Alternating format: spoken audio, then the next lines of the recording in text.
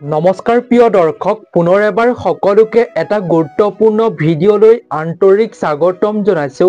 প্ৰিয় দৰ্শক, আজিৰ এই ভিডিঅ'টো যদি আপুনি চাবলৈ ক্লিক কৰিছে, চাবলৈ আৰম্ভ কৰিছে, তেন্তে প্ৰিয় দৰ্শক আপোনালোক সকলোকে অনুৰোধ কৰিছো আপুনি আজিৰ এই ভিডিঅ'টোৰ কথাখিনি শেষলৈকে চাই থাকিব। আপুনি নিশ্চয় থাম্বনেল আৰু টাইটেল চাই জানিব পাৰিলে হয় প্ৰিয় দৰ্শক, মকৰ সংক্ৰান্তিৰ দিনা অৰ্থাৎ মাঘৰ বিহুৰ দিনা আপুনি এই কেইটা বস্তুৰ ভিতৰত অৱশ্যে আপুনি এটা হলেও খাবলৈ চেষ্টা কৰিব। পাৰিলে আপুনি গোটেই কেইটা বস্তু খাওক।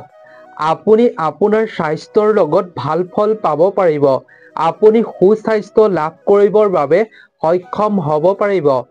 যদি আপুনি মাঘৰ বিহুৰ দিনা অৰ্থাৎ মকৰ সংক্ৰান্তিৰ দিনা আপোনাৰ নিজৰ লগতে আপোনাৰ গোটেই পৰিয়ালটোক আপুনি একেলগতে এই বস্তু কেইটা আপুনি যদি খাব পাৰে, তেতিয়াহ'লে আপোনাৰ পৰিয়ালটোৱে বহুতো সুফল পাব আৰু আপোনাৰ লগতে আপোনাৰ পৰিয়ালটোৰ স্বাস্থ্যত আপুনি বহুতো সুফল পাব। বহুতো ৰোগ ব্যাধিৰ পৰা আপুনি মুক্ত হোৱাৰ লগতে মা লক্ষ্মীৰ কৃপা দৃষ্টিও আপুনি পাবলৈ সক্ষম হ'ব পাৰিব। সেইবাবে মকৰ সংক্ৰান্তিৰ দিনা এনে 5টা বস্তুৰ বিষয়ে ক'ম, যি 5টা বস্তু আপুনি অৱশ্যেই খাবলৈ চেষ্টা কৰিব। আজিৰ এই ভিডিঅ'টো প্ৰতিজন ব্যক্তিৰ বাবে খুবেই গুৰুত্বপূৰ্ণ হ'বলৈ গৈ আছে। আপুনি অনুগ্ৰহ কৰি ভিডিঅ'টো শেষলৈকে চাব। খুবেই জৰুৰী আপোনাৰ বাবে, আপোনাৰ পৰিয়ালৰ বাবে। আপুনি ভিডিঅ'টো যদি আধৰুৱা কৰে, তেতিয়া আপুনি এই বস্তু কেইটাৰ বিষয়ে জানিব নোৱাৰিব, যি কেইটা বস্তু আপুনি মকৰ সংক্ৰান্তিৰ দিনা অৰ্থাৎ মাঘৰ বিহুৰ দিনা খালেহে সুফল পাবলৈ সক্ষম হ'ব পাৰিব। এই বস্তু কেইটা খোৱাৰ ফলত আপুনি মা লক্ষ্মীৰ কৃপা দৃষ্টিও পাবলৈ সক্ষম হ'ব পাৰিব।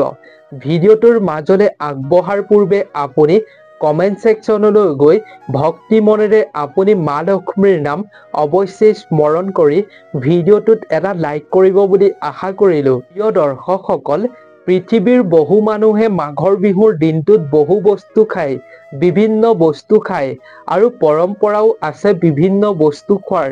কিন্তু ইয়াৰ উপৰিও এইকেইটা বস্তু খালে নিজৰ স্বাস্থ্যৰ প্ৰতি বহুতো সুফল পোৱা যায়। এইকেইটা বস্তু খোৱাৰ ফলত আপুনি মা লক্ষ্মীৰ কৃপাও লাভ কৰিবলৈ সক্ষম হ'ব পাৰে। দৰ্শক, আপুনি কোন কেইটা বস্তু খালে সুফল পাব পাৰিব মকৰ সংক্ৰান্তিৰ দিনা জানি লোৱাটো খুবেই জৰুৰী।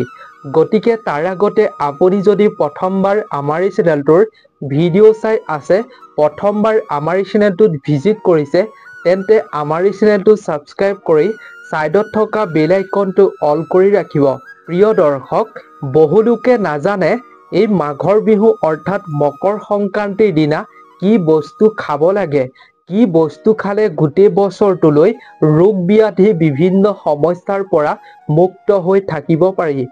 বহু লোকে জানে, যাৰ ফলত তেওঁলোকে বহুতো সমস্যাৰ পৰা ৰোগ ব্যাধিৰ পৰা মুক্ত হ'ব পাৰে।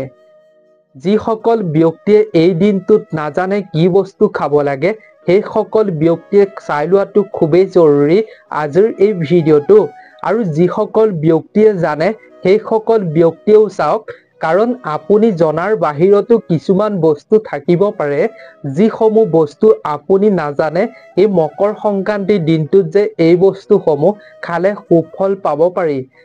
আপুনি নাজানে এই বস্তু কেইটাৰ বিষয়ে, সেইবাবে আপুনি ভিডিঅ'টো চাই শিকি লওক কি কি বস্তু খাব লাগে এই দিনটোত। তেন্তে প্ৰিয় দৰ্শক, বলক বেছি পলম নকৰি আজিৰ এই ভিডিঅ'টোৰ আমি মূল বিষয়বস্তুলৈ আগবাঢ়ো। দৰ্শক, মকৰ সংক্ৰান্তি হিন্দুৰ এক প্ৰধান উৎসৱ। পুহ মাহত সূৰ্য মকৰ ৰাশিত প্ৰৱেশ কৰিলে এই উৎসৱ পালন কৰা হয়। 2025 বৰ্ষৰ 14 জানুৱাৰী মঙলবাৰে মকৰ সংক্ৰান্তি উৎসৱ সমগ্ৰ ৰাজ্যজুৰি পালন কৰা হ'ব। ঋতুৰ পৰিৱৰ্তনো আৰম্ভ হয় মকৰ সংক্ৰান্তিৰ পৰাই। এই দিনটোত স্নান কৰা, দান কৰা অত্যন্ত অত্যন্ত শুভ। এনে কামৰ বিশেষ মহত্ব আছে বুলি শাস্ত্ৰত গণ্য কৰা হয়। এই উৎসৱৰ সময়ত সূৰ্য দেৱতাক আপুনি জল অৰ্পণ কৰাটো অত্যন্ত শুভ বুলি গণ্য কৰা হয়। এই উৎসৱৰ লগত সূৰ্য আৰু শনিৰ সংযোগৰ বাবে অতি গুৰুত্বপূৰ্ণ হৈ পৰে। সাধাৰণতে এই সময়ত শুক্ৰও উদয় হয়, গতিকে ইয়াৰ পৰাই শুভ কাম আৰম্ভ কৰিব পৰা যায়। যিকোনো শুভ কাম আৰম্ভ কৰিব পাৰিলে এই দিনটোৰ পৰা সুফল পাবলৈ সক্ষম হ'ব পাৰি। যদি সূৰ্য আৰু শনিৰ অৱস্থান বেয়া হয়, তেন্তে এই উৎসৱত আপুনি পূজা কৰাটো খুবেই জৰুৰী। এই উৎসৱত আপুনি সূৰ্য দেৱতাক, শনি দেৱতাক পূজা কৰিলে আপুনি বছৰটোলৈ সুফল পাব পাৰে। মকৰ সংক্ৰান্তিত দান কৰাৰো বিশেষ মহত্ব আছে। কোৱা হয় যে মকৰ সংক্ৰান্তিৰ দিনা দানৰ বহুত গুৰুত্বপূৰ্ণ। এই দিনটোত আপুনি যিমান পাৰে অসহায় ব্যক্তিক আপুনি দান কৰিব পাৰিলে গোটেই জীৱনটোৰ বাবে আপুনি সুফল পাবলৈ সক্ষম হ'ব পাৰিব। ইয়াৰ কাৰণ হৈছে মকৰ সংক্ৰান্তিৰ দিনা মকৰ ৰাশিৰ প্ৰভু হৈছে শনি, আৰু যিয়ে সূৰ্যক নিজৰ শত্ৰু বুলি গণ্য কৰে। আনহাতে সূৰ্য দেৱতাই শনিক নিজৰ শত্ৰু বুলি নাভাবে। মকৰ সংক্ৰান্তিত সূৰ্যৰ প্ৰৱেশৰ বাবে শনিৰ প্ৰভাৱ পৰে, যাৰ প্ৰত্যক্ষ আৰু বিৰূপ প্ৰভাৱ নিশ্চিতভাৱে মানুহৰ জীৱনত পৰে। সেইবাবে এই দিনটোত আপুনি দুখীয়া দৰিদ্ৰক দান কৰিব পাৰিলে জীৱনত যদি আপোনাৰ শনিৰ দোষ আছে, সেই শনিৰ দোষৰ পৰা আপুনি মুক্ত হ'ব পাৰিব।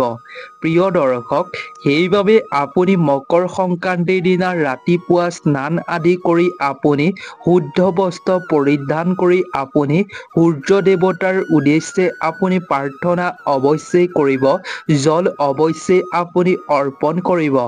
লগতে আপুনি এই দিনটোত শনি দেৱতাৰ কৃপা পাবৰ বাবে আপুনি দুখীয়া মানুহক সহায় কৰক। আৰু আপুনি এই দিনটোত তিল দান কৰিব পাৰে। তিল আপোনাৰ ঘৰলৈ আনিব পাৰে। এই দিনটোত তিল অনাটো অত্যন্ত শুভ। এই দিনটোত আপুনি আপোনাৰ ঘৰলৈ ঝাৰু ক্ৰয় কৰি আনিব পাৰে। ঝাৰু ক্ৰয় কৰি আনিব পাৰিলে অত্যন্ত শুভ। মকৰ সংক্ৰান্তিৰ দিনা তীখাৰ পাত্ৰ দান কৰিলে গোটেই বছৰটোৰ বাবে সুখ, শান্তি আৰু আনন্দৰে আপুনি জীৱনটো পাৰ কৰিব পাৰিব বুলি বিশ্বাস কৰা হৈছে। শাস্ত্ৰত সংসাৰত সমৃদ্ধি অটুট থাকিব। নিয়ম অনুসৰি সেন্দুৰ আৰু হালধি ফোট দি পাত্ৰটো চাৰিওফালে পবিত্ৰ সূতাৰে বান্ধি দান কৰা হয়। কেতিয়াবা দানৰ পাত্ৰটোত তিল আৰু গুৰ টকা আপুনি দিব পাৰে। তেনে কৰাটো অত্যন্ত শুভ। নিজৰ সামৰ্থ্য অনুযায়ী আপোনাৰ সামৰ্থ্যৰ ভিতৰত আপুনি দান কৰক, কিন্তু দান কৰিব তাত আপুনি বিনিময় বা আপুনি কিবা স্বাৰ্থৰ বিনিময়ত আপুনি দান নকৰিব। পুৰণি বস্তু আপুনি দান নকৰিব। ভাল বস্তু আপুনি দান কৰক। আপুনি জীৱনত ভাল ফল পাব পাৰিব। কোনো বাধা নোহোৱাকৈ আপুনি জীৱনত যিকোনো ক্ষেত্ৰত সফল হ'ব পাৰিব। প্ৰিয় দৰ্শক, এই তিথিৰ দিনটোত আপুনি তিল আৰু গুড়েৰে তৈয়াৰ কৰা লাড্ডু দান কৰাটো অত্যন্ত শুভ। এই মিঠাইবোৰৰ মাজত মুদ্ৰাও লুকুৱাই ৰখা হয়, যাক গুপ্ত লক্ষ্মী বুলিও কোৱা হয়। আপুনি যদি এনে বস্তু দান কৰে, এই দিনটোত অত্যন্ত শুভ ফল আপুনি পাবৰ বাবে সক্ষম হ'ব পাৰিব। মকৰ সংক্ৰান্তিৰ দিনা আপুনি কম্বল দান কৰাটো অত্যন্ত শুভ বুলি শাস্ত্ৰত গণ্য কৰা হয়। মকৰ সংক্ৰান্তিৰ দিনা আপুনি জাৰৰ সময়ত দুখীয়া ব্যক্তিক যদি এখন কম্বল দান কৰিব পাৰে, তেতিয়া আপুনি বহুগুণে সুফল জীৱনত পাবলৈ সক্ষম হ'ব পাৰিব। কিন্তু আপুনি মনত ৰাখিব, পুৰণি আৰু ফটা কম্বল যাতে আপুনি তেওঁলোকক দান নকৰে। এই মকৰ সংক্ৰান্তিৰ দিনা আপুনি ফল-মূল দান কৰাটো অত্যন্ত পবিত্ৰ, কাৰণ এই ফল-মূলে স্বাস্থ্যৰ বাবে পুষ্টিকৰ। জনবিশ্বাস অনুসৰি ফল-মূল আৰু অন্ন দান কৰাটো এই তিথিত অত্যন্ত শুভ বুলি গণ্য কৰা হয়। মকৰ সংক্ৰান্তি এই পবিত্ৰ তিথিৰ দিনা আপুনি ভগৱান বিষ্ণু, সূৰ্য দেৱতা আৰু শনি দেৱতাৰ নামত তিল দান কৰক। আপুনি গোটেই বছৰটোত নিশ্চিতভাৱে আচৰিত সুফল পাবলৈ সক্ষম হ'ব পাৰিব। প্ৰিয় দৰ্শক, এতিয়া জানো আহক আমি এই পবিত্ৰ তিথিৰ দিনটোত কি বস্তু খোৱাটো অত্যন্ত শুভ, যাৰ ফলত আমি স্বাস্থ্যৰ বাবে সুফল পোৱাৰ লগতে মা লক্ষ্মীৰ কৃপাও লাভ কৰিবৰ বাবে সক্ষম হ'ব পাৰিম। 1 নম্বৰতে হৈছে মকৰ সংক্ৰান্তিৰ দিনা আপুনি খিচিৰি ৰান্ধি ঘৰতে খাব পাৰে। যদিহে আপুনি মকৰ সংক্ৰান্তিৰ দিনা খিচিৰি আপোনাৰ ঘৰতে ৰান্ধি আপুনি খাব পাৰে, তেন্তে ইয়াক অত্যন্ত শুভ বুলি গণ্য কৰা হয়। সেই খিচিৰিত আপুনি যিখিনি চাউল দিব, সেই চাউলখিনি জহা চাউল হ'লে আৰু ভাল বুলি কোৱা হয়। লগতে ৰহৰ দাইল দিব লাগে বুলি শাস্ত্ৰত কোৱা হয়। এই খিচিৰি খাই আপুনি দান কৰিব পাৰিলে, আপুনি সেই খিচিৰি দান যদি কৰে, তেতিয়া শনি দেৱতা সন্তুষ্ট হ'ব বুলি শাস্ত্ৰত বিশ্বাস কৰা হয়। ইয়াৰ দ্বাৰা আপুনি শনি দোষৰ পৰা মুক্ত হ'ব পাৰিব। মকৰ সংক্ৰান্তিৰ দিনা আপুনি এই বস্তুটো খোৱাটো খুবেই জৰুৰী।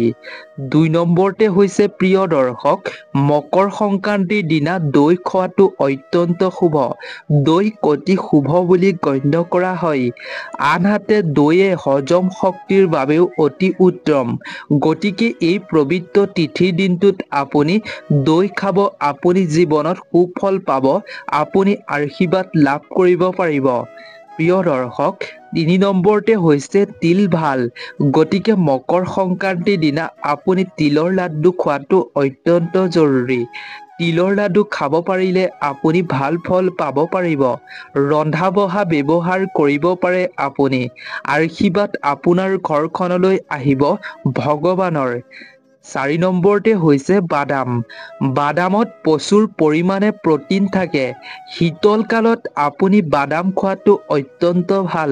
গতিকে আপুনি চেষ্টা কৰিব মকৰ সংক্ৰান্তিৰ দিনা আপুনি পাৰিলে বাদাম খাবৰ বাবে। প্ৰিয় দৰ্শক, 5 নম্বৰতে হৈছে ঘিউ। ঘিউক অতি শুভ বুলি শাস্ত্ৰত গণ্য কৰা হয়। মকৰ সংক্ৰান্তিৰ দিনা ঘিউৰে যিকোনো বস্তু আপুনি ৰান্ধিব পাৰে। খিচিৰি বনালেও আপুনি তাত ঘিউ ব্যৱহাৰ কৰি খাব পাৰে। তেনে কৰাটো অত্যন্ত শুভ আৰু আপুনি সুফল পাব পাৰিব গোটেই বছৰটোলৈ।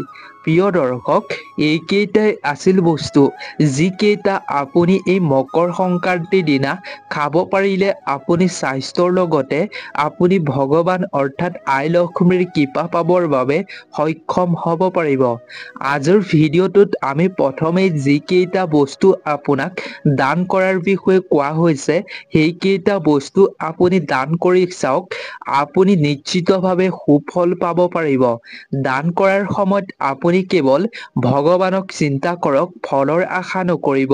কিবা স্বাৰ্থৰ বিনিময়ত আপুনি দান নকৰিব, তেনে দানৰ একো আপুনি সুফল পাব নোৱাৰিব। দান কৰক আপুনি মনৰ পৰা, ভগৱানক চিন্তা কৰি দান কৰক, আপোনাক ভগৱানে নিশ্চিতভাৱে সুফল প্ৰদান কৰিব। আশা কৰোঁ প্ৰিয় দৰ্শক, নিশ্চয় আপুনি আজিৰ এই ভিডিঅ'টো চাই নিশ্চয় ভাল পালে।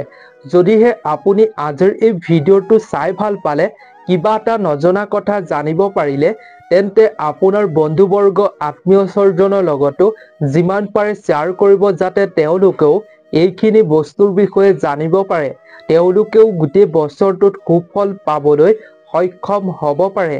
সেইবাবে সকলোৰে লগত আজিৰ এই ভিডিঅ'টো শ্বেয়াৰ কৰি তেওঁলোককো কথাখিনি জানিবৰ বাবে সহায় কৰিব বুলি আশা কৰিলোঁ।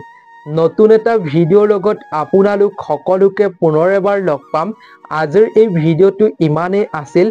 আপোনালোক সকলো ভালে থাকক, সুস্থ থাকক, তাৰেই কামনা কৰিলোঁ। আজিৰ এই ভিডিঅ'টোৰ পৰা বিদায় লৈছোঁ। ধন্যবাদ।